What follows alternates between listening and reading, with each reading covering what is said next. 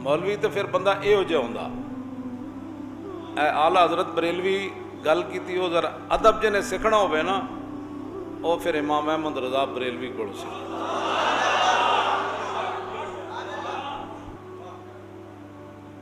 आपने बड़ी अजीब एक गल लिखी हो जरा सारे वास्ते, सारे बेअदबां वास्ते। ज़कात के बाब विच आला हज़रत बरेलवी चलद्यां कि बंदे नूं ज़कात देंदियां दिल उत्ते मलाल नहीं आना चाहिए, तो जदों ज़कात देनी है तो फिर फौरन दे देवे। अपने नफ्स नूं जितना जलील करके राय खुदा विच ज़कात देवे। आला हज़रत बरेलवी उहदे तरीके लिखे कि इत्थे नफ्स जलील होएगा पैसे राय खुदा विच दे, इत्थे जलील होएगा पैसे राय खुदा विच दे, फिर इंज करके ज़कात दे, फिर इंज करके। वो चलद्यां तो फरमाया पता नहीं होंदा बंदा किस वेले इंज हो जाए। नेकी का ख्याल आंदे नेकी कर देनी चाहिए, बाद फिर वो कई हीले बहाने आ जाते, नहीं कल कर लेंगे, परसों कर लेंगे, अभी ज़कात के पैसे नहीं हैं, अभी फिर वो माल आएगा, अभी वो फलाने ने कर्ज देना है, फिर वो जो पहले पे वो कोई नहीं देता, लेकिन जिस वेले ख्याल आवे उस वेले कट के कहे यह है ज़कात का माल। आला हज़रत ने उत्ते बास करद्या फरमान लगे अल्लाह अकबर। फिर नाले हदीस पाक भी लिखी कि फ़ैन शैतान यजरी मिनल इंसान मजरत दमे, कि हुज़ूर ने फरमाया कि शैतान इंसान के अंदर ऐसे गर्दश करता है जैसे खून गर्दश करता है। जाटे बंदा छिटाकी तो जाटे शेर, जाटे बंदा नेक तो जाटे जनाब शैतानी असरात के नाल किते ना किते चले जाते। वो बास करद्या आला हज़रत बरेलवी गल के की, फरमाया सैयदना वब्नु सैयदना, हमारे सरदार और सरदार के बेटे, हाँ इमामुना इब्नुल इमाम, खुद भी इमाम ते पुत्र, करीम इब्ने करीम। ऐ गल्लां करते हैं। फरमाया हज़रत इमाम मोहम्मद बाकिर, इमाम मोहम्मद बाकिर पता है कौन है? इमाम अली रज़ा गए ना नेशापुर, तो उत्थे लोगों के हदीस सुनाओ, तो इमाम अली रज़ा हदीस सुनाई। काल हद्दसनी अबी मूसल काज़िम आन अबी जाफ़र सादिक आन अबी मोहम्मद अल बाकिर आन अबी ज़ैन अल आबिदीन आन अबी अल हुसैन आन अबी अली इब्न अबी तालिब काल हद्दसनी हबीबी व कुर्रतु ऐनी काल हद्दसनी जिब्रील समेत रब्बल इज़्ज़त यक़ूल ला इलाहा इल्लल्लाहु हिस्नी फमन काल दखल हिस्नी फमन दखल हिस्नी अमिन मिन आज़ाबी। ऐ बात इमाम अली रज़ा कहने लगे, मैनू ये हदीस बयान की थी मेरे अब्बा जी मूसा काज़िम ने, उन्होंने बयान की थी इमाम जाफ़र सादिक ने, उन्होंने बयान की थी इमाम मोहम्मद बाकिर ने, उन्होंने बयान की थी इमाम ज़ैनुल आबिदीन ने, उन्होंने बयान की थी इमाम हुसैन ने, उन्होंने बयान की थी हज़रत मौला कायनात अली मुर्तज़ा ने। अली मुर्तज़ा कहते हैं मैनू ये हदीस बयान की थी मेरे महबूब ने, तो मेरी अखां की ठंडक ने, तो रसूलुल्लाह ने फरमाया कि मुझे बयान की जिब्रील ने, और जिब्रील कह रहे थे कि मैंने रब्बुल आलमीन को फरमाते हुए सुना कि कलमा तय्यबा मेरा कला है, और जिस आदमी ने यह कलमा तय्यबा पढ़ लिया वो मेरे कले के अंदर दाखिल हो गया, और जो मेरे गले के अंदर दाखिल हो गया वो मेरे अजाब से बच गया। कहते जी किसी मजहब को किसी पर कोई तरजीह नहीं। ओ क्या बात है भाई, ऐसे मैं नहीं वैसे सोच सकता सी कि पाकिस्तान की असैंबली खड़िया बंदा ये गल करता, यह नहीं हो सकता। जे उन्हें गल की सी तो पिछों फिर आके उसकी खुत्ती तो चार कोई ला देंदा कि तैनू बकरी खाण वाला ते खिंजीर खाण वाले कोई फर्क नहीं मालूम है। एक बंदा खिंजीर दे कबाब खांदा ते एक बंदा खिंजीर नू नजसुल ऐन मनदा, ते तेरे नजदीक ना कोई बराबर हैं तेरे नजदीक। एक बंदा कुत्ता खांदा ते एक कुत्ते नू हराम समझदा, तेनू कोई तरजीह कोई नहीं मदद। एहो जी गुफ्तगू असैंबलियां बह के ते पाकिस्तान इन्हां गल्लां वास्ते बनया सी जड़ियां गल्लां बह के असैंबलियां करदे न। लेकिन इंशाअल्लाह अल्लाह दियां खुफिया तदबीरां वमा यालमु जुनूद रब्बिका इल्ला हुवा। हाँ, अल्लाह ने फरमाया अल्लाह के लश्करों को सिर्फ रब ही जानता है उसके लश्कर कौन कौन से है। इमाम मोहम्मद बाकिर में आला हजरत फरमाते हैं ये हमारे भी सरदार हैं और सरदार के बेटे यानी इमाम ज़ैनुल आबिदीन के बेटे हैं। खुद भी इमाम है और इमाम के बेटे हैं, खुद भी करीम है और करीम के बेटे हैं। आला हजरत गल के की थी। आला हजरत फरमाते हैं کہ امام محمد باقر نے قبائے نفیس بنوائی، یعنی بڑی قیمتی قبا آپ نے بنوائی. طہارت خانے میں تشریف لے گئے، وہاں خیال آیا کہ اسے رائے خدا میں دیجئے. خیال آیا کہ اتنی قیمتی میں یہ رائے خدا چی نہ دے دے گی. فوراً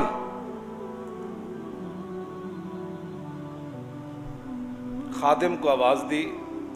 خادم قریب دیوار حاضر ہوا. حضور نے قبائے معلّہ، جی کربلا معلّہ تو ہے نا، لیکن یہ اعلیٰ حضرت بریلوی گل کر سکتے. قبائے معلّہ یعنی جڑی آپ نے وہ کباب پائی سی، اعلیٰ حضرت فرماندے ہیں معلّہ. اعلیٰ حضرت کو اور کوئی لفظ نہیں سی، ورنہ آپ نے وہ کہہ دینا سی. یہ ادب سیکھنا ہوئے نا تو بندہ پھر ایتھو سیکھے. فرمایا قبائے معلّہ اتار کر دی کہ فلاں محتاج کو دے آؤ. جب باہر رونق افروز ہوئے، اب دیکھیں نا انداز دیکھیں، لیکن لفظ کیا ہے. فرمایا جب باہر رونق افروز ہوئے،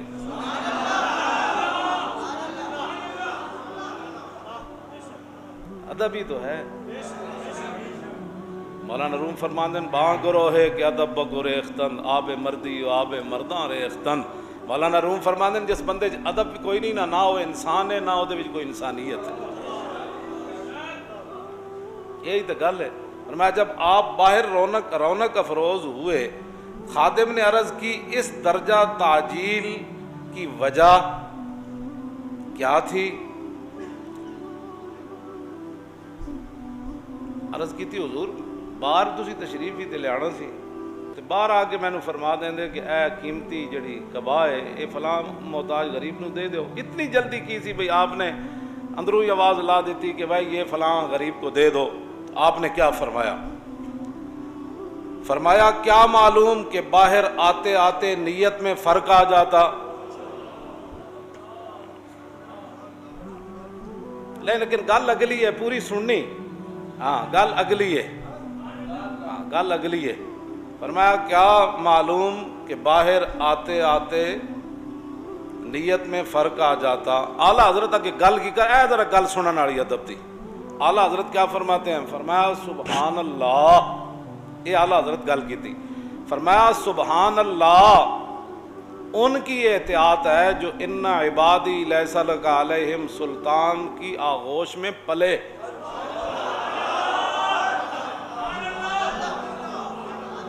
ازل کے اندر شیطان نے کہا کہ میں سب کو مار دوں گا، سب پر میرا قابو آ جائے گا. ان عبادی لیس لک علیہم سلطان. اللہ نے فرمایا کہ تو میرے جڑے بندے نا انہاں تے تو قابو نہیں پا سکتا تھا. اعلیٰ حضرت بریلوی فرماتے ہیں کہ یہ بات ہے، یہ احتیاط ان کی ہے جو ان عبادی لیس لک علیہم سلطان کی آغوش میں پلے.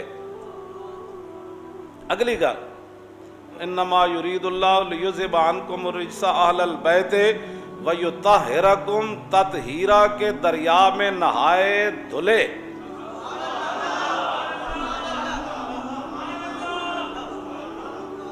فرمایا یہ احتیاط ان کی ہے جو ان عبادی لیس لک علیہم سلطان کی آغوش میں پلے، یعنی امام زین العابدین کی آغوش میں پلے. کیوں جی؟ امام زین العابدین کی آغوش میں پلے. اور وہ ہیں کون؟ انما یرید اللہ لیذھب عنکم الرجس اہل البیت ویطہرکم تطہیرا کے دریا میں نہائے اور دھلے. کیوں جی؟ کوئی ہے کائنات جی وجہ ادب دی گل کرن والا؟ ایک زمانہ تھا، شریف مکہ کا دور تھا، اعلیٰ حضرت حج پہ گئے. ہندوستان کے بہت بڑے شاعر تھے، وہ بھی حج پہ گئے ہوئے تھے. پرانی تصویر اگر کسی کے پاس ہو، گنبد خضرا کے پاس 2 کھجور کے درخت تھے. اب تو نہیں ہے، تعمیری ضروریات کی وجہ سے ان کو ہٹا دیا گیا. تو شاعر نے اپنے انداز میں ایک تخیل باندھا اور اس نے کہا کب ہیں درخت گنبد شہ والا کے سامنے، کب ہیں درخت گنبد شہ والا کے سامنے، مجنوں کھڑے ہیں خیمہ لیلا کے سامنے. لوگوں نے کہا واہ واہ کمال کر دی, کیسا تخیل باندھا, بڑی داد پائی نا لوگوں سے. تو کسی نے آ کے یہ شعر اعلیٰ حضرت کو سنایا کہ وہ شاعر جو ہندوستان سے آئے ہوئے انہوں نے یہ شعر کہا, کیا تخیل باندھا ہے. اعلیٰ حضرت شعر سننے کی دیر تھی, چہرے پہ جلال آ گیا, رگے غیرت پھڑکنے لگی. کہا اس کو یہ جرأت کہ میرے رسول کے روزے کو لیلا کے خیمے سے تشبیہ دی, لیلا کی اوقات کیا ہے. تھر تھر کانپنے لگے. کہا بلا کے لاؤ. اسے بلایا گیا, حاضر کیا گیا.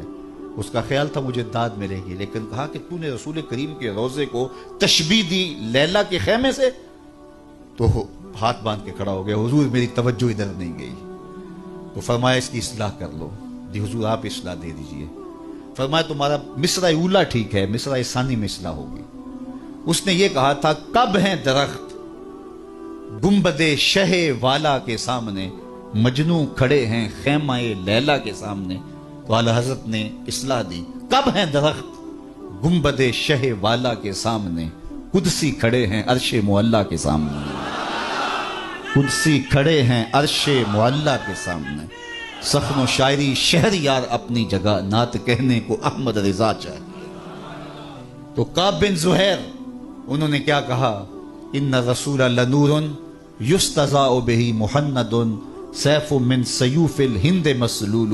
حضرت کعب بن زہیر نے وہاں کھڑے کھڑے حضور کی شان میں ایک طویل قصیدہ جو بانت سعاد کے نام سے معروف ہوا. جب یہ قصیدہ پڑھ چکے تو آقا کریم علیہ السلام نے اپنی چادر اتار کے کعب بن زہیر کو دے دی. اس لیے ہم یہ کہتے ہیں کہ اگر آپ ثنا خاں کو بلائیں, نعت خاں کو بلائیں, اس کو بعد میں آپ نذرانہ دے سکتے ہیں, اس کو جو ہے وہ آپ چادر دے سکتے ہیں, اس کو جبہ دے سکتے ہیں, اس کی جو خدمت کرنا چاہے کر سکتے ہیں. یہ میرے حضور کا طریقہ ہے.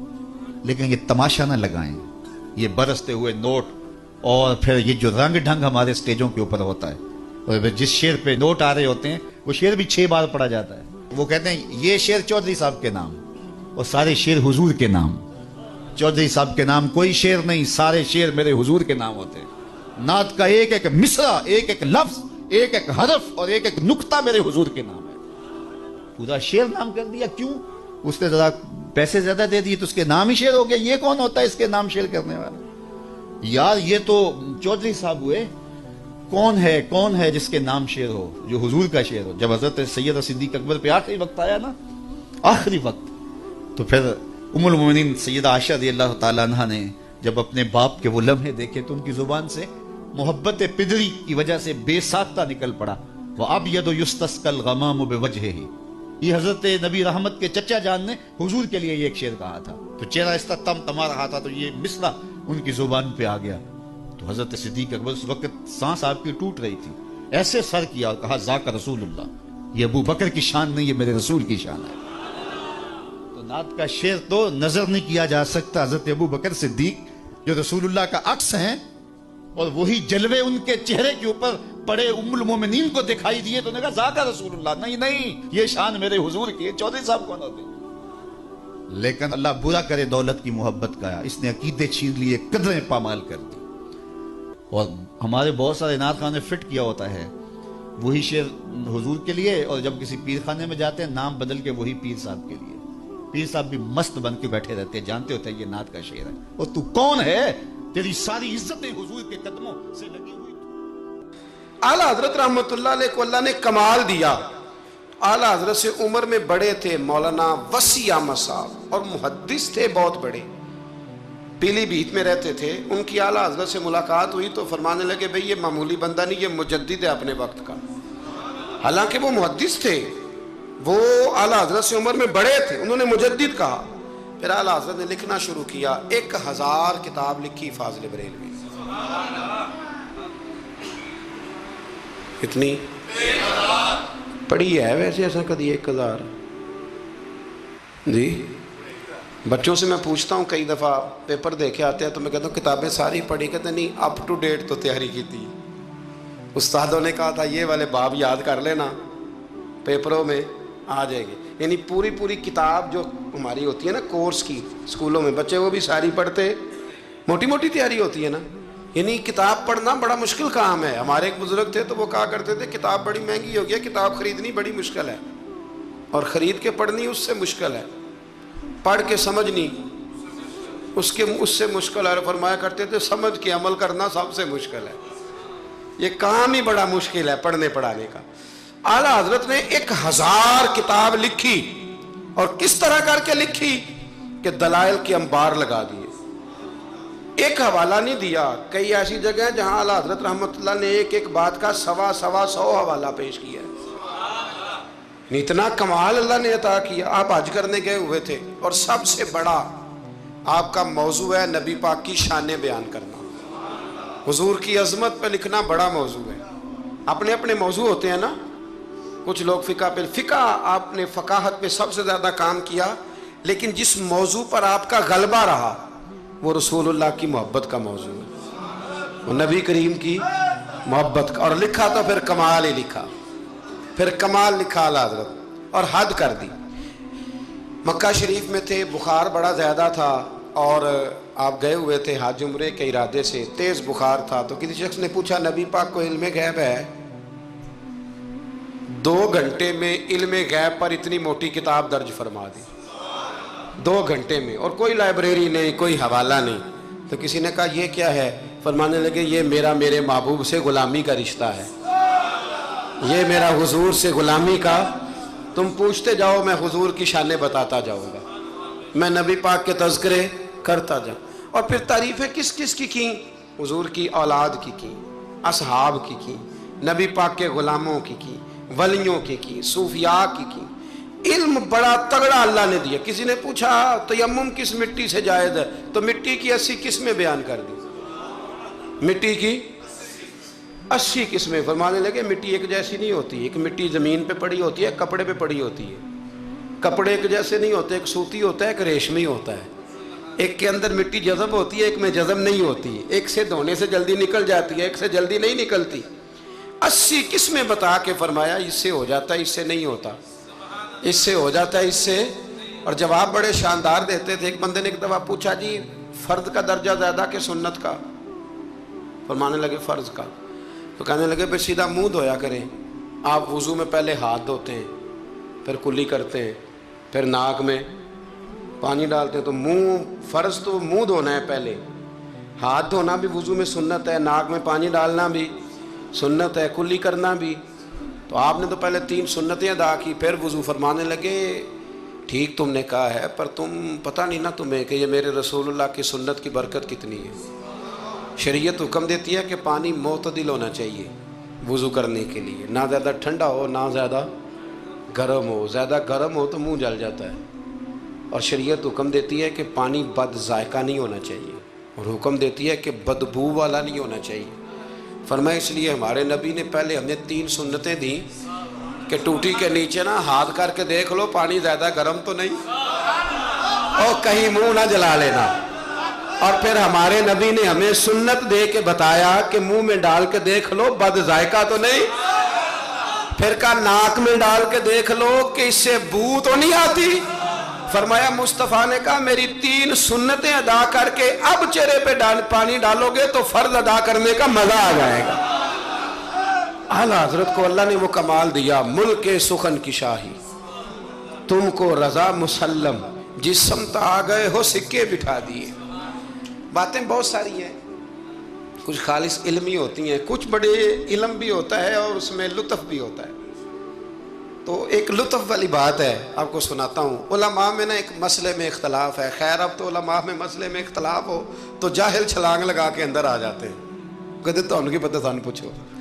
علماء میں اکثر مسائل میں اختلاف رائے ہو جاتا تھا, اور ہے آج بھی. امام شافعی اور امام مالک کا اختلاف کوئی نہیں, تو کیا گالیاں دینی شروع کر دیں گے لوگ؟ اختلاف رائے علماء کے اندر ہو جاتا ہے. تو اختلاف رائے ہے علماء کے ایک مسئلے کے اندر, وہ کیا ہے؟ اور فقہی مسائل میں اختلاف ہوتا ہے, عقیدے میں اختلاف نہیں ہوتا. یہ یاد رکھ لیں, جو عقیدہ ہوتا ہے وہ عقیدہ ہوتا ہے. جو محبوب کی غلامی کی بات ہے وہ نبی پاک کی, اس میں کوئی بات دوسری ہوتی نہیں. بہرحال اعلیٰ حضرت کا فتویٰ یہ ہے کہ جمعے کی جو دوسری اذان ہے نا وہ بعض مسجدوں میں خطیب کے سامنے پڑھی جاتی ہے, یعنی خطیب کے بالکل سامنے بندہ کھڑا ہو کے نا جمعے کی دوسری اذان. اعلیٰ حضرت کا فتویٰ نہیں, باہر دروازے پہ پڑھو, مسجد کے دروازے پہ. جو یہاں پڑھتا ہے اذان اس کی بھی ہو جاتی ہے, کہ یہ ایک فقی مسئلہ ہے، اس میں اختلاف رائے ہو سکتا ہے۔ اعلیٰ حضرت رحمۃ اللہ علیہ کے خلیفہ رہتے تھے جبل پور میں، فاضل بریلوی جبل پور گئے ان کی دعوت پر، وہاں آپ نے جمعہ پڑھایا تو ایک بندے نے نا آپ کو چٹ دے دی کہ حضرت صاحب جمعے والے دن جمعے کی دوسری اذان ہے وہ کہاں پڑھنی چاہیے؟ تو اعلیٰ حضرت فرمانے لگے کہ باہر دروازے پہ پڑھو جمعے کی دوسری اذان۔ وہاں کچھ اپنے ہی نظریے کے لوگ تھے، اپنے ہی تیر کھا کے جو دیکھا کمی گاہ کی طرف تو اپنے ہی دوستوں سے ملاقات ہو، غیروں کو اتنا مسئلہ بھی کوئی نہیں ہوتا، حسد ہمیشہ اپنوں میں ہوتا ہے۔ تو وہ اپنے ہی لوگ تھے، وہ کہنے لگے جی ہم 50 سال سے دے رہے ہیں اذان، مولوی صاحب نے یہاں آ کے لڑائی کرا دی ہے کہ اذان باہر پڑھو۔ انہوں نے نا کچہری میں، اعلیٰ حضرت انگریز کی عدالت کو عدالت نہیں فرماتے تھے، کہتے تھے عدالت تو وہ ہوتی ہے جہاں عدل ہو، یہ کچہریاں ہیں، یہ عدالتیں، وہ عدالت کہتے نہیں تھے، کہتے عدالت کا مطلب ہے عدل والی جگہ۔ اعلیٰ حضرت کبھی نہیں گئے تھے انگریز کی عدالت میں، تو جب ان سے کہا گیا نا کہ مقدمہ کر دیا کسی نے کہ لو جی ہم 50 سال سے اذان پڑھ رہے ہیں تو انہوں نے نواں فتویٰ دے دیا ہے کہ اذان جو باہر پڑھے، تو اعلیٰ حضرت کو نوٹس آ گیا عدالت سے، آپ کبھی جایا نہیں کرتے تھے۔ اتفاق کی بات، وہ جو آواز دینے والا تھا نا، جو آواز دیتا تھا فلاں بن فلاں حاضر، وہ اعلیٰ حضرت کا مرید تھا۔ اعلیٰ حضرت نے اس کو ساری بات سمجھا دی کہ میری باری آئی تو تم نے کرنا کیا ہے؟ اس نے کہا جی ٹھیک ہے، مسئلہ طے ہو گیا۔ ہوا یہ کہ جب جج نے کہا نا مولانا احمد رضا ولد نقی علی خان حاضر ہو، ان کی باری آئی، تو اردلی کو کہا جج نے، اس نے کیس سارا پہلے اسٹڈی کر لیا، مسلمان تھا جج بھی، اس نے پڑھ لیا کہ دو علماء کے درمیان اختلاف ہے، ایک کہتے ہیں کہ یہاں اذان پڑھنی چاہیے، دوسرے کہتے ہیں کہ اذان باہر پڑھنی چاہیے۔ تو وہ پتہ کیا کہتا ہے، اس کو سمجھایا ہوا تھا، جج کہنے لگا چلو جی یہ مسئلہ بھی نمٹاؤ، وہ مدعی پارٹی بھی آئی ہوئی تھی، اعلیٰ حضرت نہیں آئے تھے، وہ بڑے خوش تھے کہ وہ نہیں نہ آیا، تو ہم جج کو نا تھوڑا سا اس کو ہوا بھریں گے کہ دیکھا نا جی وہ تو آپ کو بھی کچھ نہیں سمجھتا، وہ بات اور خراب ہو جائے گی۔ پر وَتُعِزُّ مَن تَشَاءُ تُذِلُّ مَن تَشَاءُ، یہ عزتیں ذلتیں یہ اللہ کے ہاتھ میں، یہ رب کریم کے ہاتھ میں۔ تو انہوں نے نا پوری تیاری، نہیں نہ آیا دیکھنا اور کریں گے۔ اب وہ اردلی کو جب کہا نا اس آواز دینے والے کو، جج صاحب نے کہ بلاؤ اس کو، اعلیٰ حضرت نے، اس نے پتہ کیا کیا، آواز تو باہر دینی ہوتی ہے نا، وہ جج کے سامنے کرسی کے سامنے کھڑے ہو کے نا کانوں میں انگلیاں لے کے کہنے لگا احمد رضا ولد نقی علی خان حاضر ہو، اور جج کہنے لگا پاگل ہو گیا، باہر جا کے کہنے لگے جی یہی تو میرے پیر کہتے ہیں، یہی تو وہ فرماتے ہیں، یہی تو وہ فکرہ ادا کرتے، ملک سخن کی شاہی تم کو رضا مسلم، جس سمت آ گئے ہو سکے ہی بٹھا دیے۔ فرمایا جی یہی تو وہ کہتے ہیں، وہ کہتے ہیں مولوی تو آیا بیٹھا جمعہ پڑھانے کے لیے، اس کو اذان کیوں سناتا ہے، باہر سنا تاکہ جو رہ گیا وہ بھی آ جائے، یہی تو وہ فرماتے ہیں۔ جج کہنے لگا مولانا کو تکلیف کرنے کی ضرورت نہیں، وہ جو کہتے ہیں ٹھیک ہی کہتے ہیں، فتویٰ مسئلہ ان کے حق میں دیتا ہوں۔ یاد رکھیں اعلیٰ حضرت کا یہ کمال تھا کہ انہیں اللہ نے علم بھی دیا تھا اور سمجھانے کی طاقت بھی عطا فرمائی، ان کے اندر یہ قوت تھی، یہ ہمت تھی کہ وہ بات سمجھا سکتے تھے، لیکن جس کی شان زیادہ ہوتی ہے اس کے مخالف بھی زیادہ ہوتے ہیں، پکی بات۔ اعلیٰ حضرت نے ایک شعر لکھا ہے، غوث پاک سے فریاد کرتے ہیں عدو بددین اور مذہب والے حاسد، کہتے ہیں اے غوث پاک وہ جو میرے بیگانے ہیں نا وہ تو ویسے ہی بد دین ہیں، اور جو میرے اپنے ہیں وہ مجھ سے حسد کرتے ہیں، تو ہی تنہا میرا زور بازو ہے یا غوث، کہتے ہیں تو ہی میرا زور بازو ہے، بیگانے ویسے بد دین ہے اور اپنے تو ہی ہے جو تنہا میرا زور بازو ہے۔ تو حاسدین بڑے اندر پیدا ہو گئے باہر، تو ساری زندگی فاضل بریلوی نے مقابلہ کیا۔ ایمان، اگر علم بڑا تگڑا تھا تو ایمان بھی بڑا تگڑا تھا، تگڑا ایمان۔ آپ یقین کریں ایمان بندے کا مضبوط ہونا تو دنیا کے ہر میدان میں وہ کامیاب ہوتا ہے، اور اگر ایمانوں میں کمزوری ہو، کچی کچی باتیں کرنا، ٹھیک ہے چلتے ہیں کرتے ہیں، یہ بھی صحیح ہوگا وہ بھی صحیح ہوگا، سوال ہی نہیں پیدا ہوتا۔ تگڑی نبی کریم علیہ السلام نے نا ایک حدیث حضور نے بیان فرمائی، किसी मुसीबत ज़दा को, किसी बीमार को देखो तो एक दुआ पढ़ लिया करो, तुम कभी उस मुसीबत में मुब्तला नहीं होगे। दुआ क्या है? अल्हम्दुलिल्लाहिल्लज़ी मिम्मब्तलाका बिही वफ़द्दलनी अला कसीरिम मिम्मन खलक़ तफ़दीला। ये दुआ पढ़ लो बीमार को देखकर, ये दुआएं याद किया करें। ये पढ़ लो तो जिस मुसीबत में देख के किसी को पढ़ोगे, अल्लाह तुम्हें कभी उसमें मुब्तला नहीं करेगा। बरेली शरीफ के दाएं बाएं हिंदुस्तान में ना एक मर्ज अक्सर फैला करता था, उसको ताऊन का मर्ज कहते हैं। ताऊन का मर्ज, वो ना गिल्टियाँ निकलती हैं इंसान के वजूद पर, तो इतना सख्त होता था कि लोग मर जाते थे। अल्लाह ताला माफ़ करे। बाज़ लोग कहते हैं ट्यूमर होता है ना कैंसर की गिल्टियाँ, ये भी शायद उसी का तसलसल है, और इस ज़माने में शायद उसका नाम लोगों ने ये रख दिया। बड़ा सख्त मर्ज था। तो आला हज़रत के सामने 2-3 मरीज़ आए तो आपने ये दुआ पढ़ ली। एक दावत किसी ने आला हज़रत की पकाई, तो आपको ना चूँकि मैदे में बड़ी तकलीफ़ थी, आपको पता है मैदे में गर्मी बहुत ज़्यादा हो तो मुंह पक जाता है। तो तबीब कहा करते थे कि मुंह के छाले बहुत तेज़ाबियत हो, कोई ऐसी चीज़ खा लें तो उससे ना। आप एक दावत पे गए तो मेज़बान ने ना गाय के गोश्त के कबाब बनाए हुए थे, 7 पूड़ियाँ थी। अब आला हज़रत के लिए तबीब ने सख्त मना किया था, अगर आप खाएंगे फ़ौरन आपके मैदे में शदीद किस्म का ये तेज़ाबियत कर देगी, अल्सर का मसला बन जाएगा, मुँह आपका छालों से और फिंसियों से, गिल्टियों से भर जाएगा। अब जब वहाँ पहुँचे तो उसने ये पका के रखा था। अब ये जो दीनदार लोग होते हैं ना, इन बेचारों के बड़े मसले होते हैं, बड़े मसले। ये कई दफ़ा अपनी बचत के मामले में बड़े परेशान होते हैं कि लोग क्या कहेंगे। जाहिल तो जो मर्जी कर जाता है ना, आलिम ने फूंक फूंक के कदम रखना होता है कि यार यहाँ ना मसला बन जाए, यहाँ ना मसला बन जाए। अब वो आपका खादम कहने लगा, हुजूर इनसे कहते हैं कि ये सादा कोई खाना ले आए ताकि आप खा लें, अब ये आप खाएंगे तो बीमार हो जाएंगे। तो आला हज़रत फरमाने लगे, वो तो बात तेरी ठीक है, बीमार हो जाऊंगा, लेकिन अब ये आदमी है, इसको मैं कैसे कहूँ? ये कहेगा कि मैंने इतनी मेहनत की है और ये खा नहीं रहे। इखलाकन दुरुस्त नहीं कि आप मेज़बान को, अब आप किसी को कह दें तो वाकई मुश्किल होती है कि यार हद हो गई है, इतने पैसे लगा दिए, इसको पसंद नहीं आ रहा। खैर चारों नाचार आप फरमाने लगे, यार जितना भी खाया जाता है खा लेते हैं, फिर जो होगी देखी जाएगी। बंदे का दिल रखना भी तो ज़रूरी है ना, और रब करीम के बंदों का तरीका यही है, अल्लाह के बंदों का तरीका यही है, दिल रखना भी तो ज़रूरी है ना। आला हज़रत ने ना वो पूड़ी भी खा ली, कबाब भी खा लिया। अब जाके घर आके रात को लेटे, सवेरे उठे तो मुंह सारा छालों से भर गया, क्योंकि तबीब ने मना किया हुआ था। इतना भर गया कि बोला भी नहीं जाता, मुंह खोला भी नहीं जाता, शदीद मुश्किल है, क्या करें। आपके भाई मौलाना हसन रजा साहब रहमतुल्लाह अलैह ना एक तबीब को लाए, बड़े सियाने को। उसने आते ही कहा इनको तो ताउन हो गया। आला हज़रत फरमाने लगे, तू झूठ बोलता है और तेरी हिकमत भी झूठ बोलती है, मुझे ताउन नहीं हो सकता। उसने कहा जनाब वही गिल्टियाँ हैं। फरमाने लगे, तू झूठ बोलता है इसलिए कि मैंने ताउन वाले मरीज को देख के वो दुआ पढ़ ली थी जो मेरे नबी ने सिखाई है। तो तबीब की बात गलत हो सकती है, मेरे हबीब की गलत नहीं हो सकती। हबीब की बात गलत हो सकती। फरमाया, वो कहने लगा जी वही है। तो आप फरमाने लगे तबीब झूठा साबित होगा और हबीब की बात को अल्लाह सच साबित करेगा, ये हो ही नहीं सकता, मैंने दुआ पढ़ ली थी, ये कैसे हो सकता है? ये यकीन कामिल है। ये क्या है? बोलिए।